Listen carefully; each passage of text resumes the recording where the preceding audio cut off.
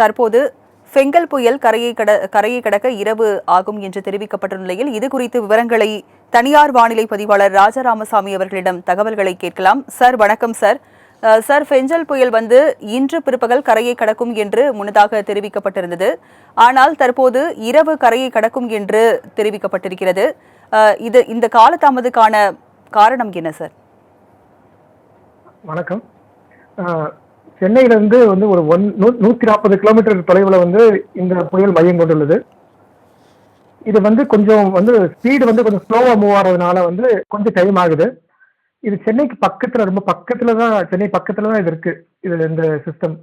So சென்னையில இருந்து ஒரு 100 kilometre 125 kilometre south east of Chennai இருக்கு.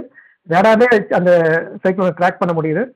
சென்னை பக்கத்துல இருக்கு, கொஞ்சம் ஸ்லோவா மூவ் ஆகிறதுனால இந்த டைம் ஆகுது. இரவுக்குள்ள கரை கடக்கும்னு எதிர்பார்க்குறாங்க.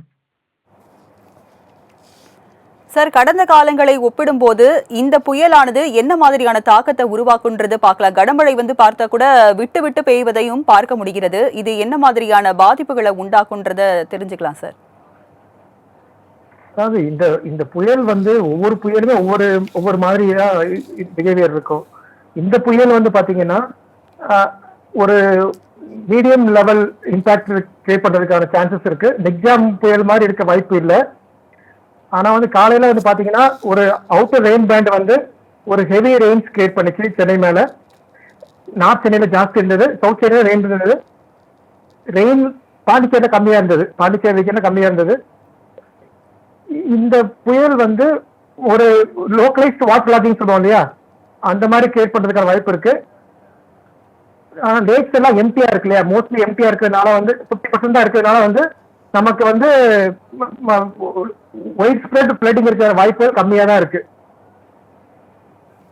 சார், மிக்ஜாம் அளவுக்கு பாதிப்பு இல்ல அப்படின்றத பதிவு பண்ணிருக்கீங்க. இந்த புயல் கரையை கடக்க எவ்வளவு நேரம் ஆகும் சார்?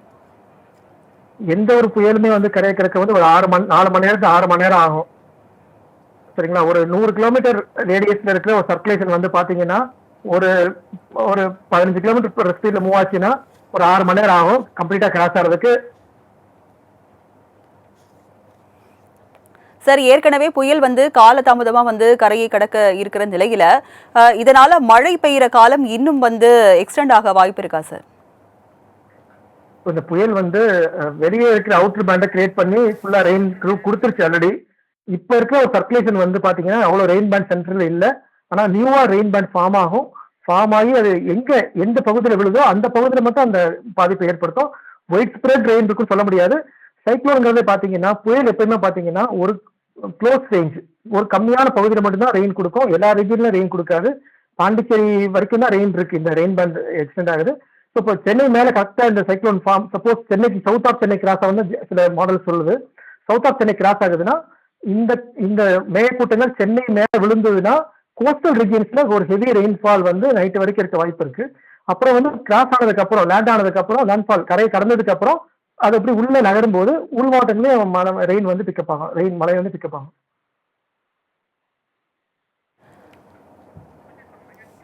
சார், புயல் கரையை கடக்கும் போது காற்றின் வேகம் எப்படி இருக்கும் சார்? இந்த புயல் இப்போதைக்கு கணித்தபடி பாத்தீங்கன்னா 75 கிலோமீட்டர் பர் ஹவர்ல விண்ட் ஸ்பீட் இருக்குன்னு எதிர்பார்க்கறாங்க. Just up to 90 kilometre per hour wind ஸ்பீட்லயும் இருக்க வாய்ப்பு இருக்கு. கஸ்ட்னு என்ன அர்த்தம்னா ஒரு 3 நிமிஷத்துக்கு ஆவரேஜா ஒரு 75 kilometre per hour, 75 kilometre per hour இருந்தாதான் அது கணக்கில் எடுத்துப்பாங்க. ஜஸ்ட்னா ஒரு 30 செகண்ட்ஸ், 20 செகண்ட்ஸ், 10 செகண்ட்ஸ் தான் ஒரு காற்று வீசும். அது 90 கிலோமீட்டர் அளவுக்கு வீசுறதுக்கான வாய்ப்புகள் இருக்கு. சார், இந்த ஃபெஞ்சல் புயல்னால கோயம்புத்தூர்லயும் பாதிப்பு இருப்பதா சொல்லப்படுது. அது குறித்தும் சொல்லுங்க சார். கோயம்புத்தூர்ல ஜென்ரலா இந்த புயல் இந்த பாண்டிச்சேரி இந்த ரீஜன் தான் இருக்கும். கோயம்புத்தூர்ல பெரிய பாதிப்பு இருக்கக்கூடாதுங்க.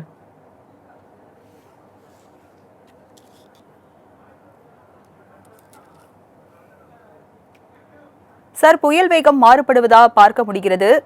தற்போது இதனுடைய வேகம் எப்படி சார் கணிக்கப்படுது?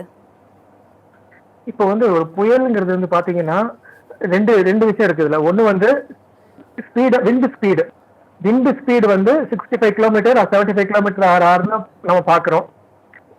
இது புயல் நகர்ற இது பாத்தீங்கன்னா ஒரு 5 கிலோமீட்டர்ல இருந்து 15 கிலோமீட்டர் வரைக்கும் ஸ்பீட் பெர் ஹவர் ஸ்பீட்ல மூவ் ஆகும்.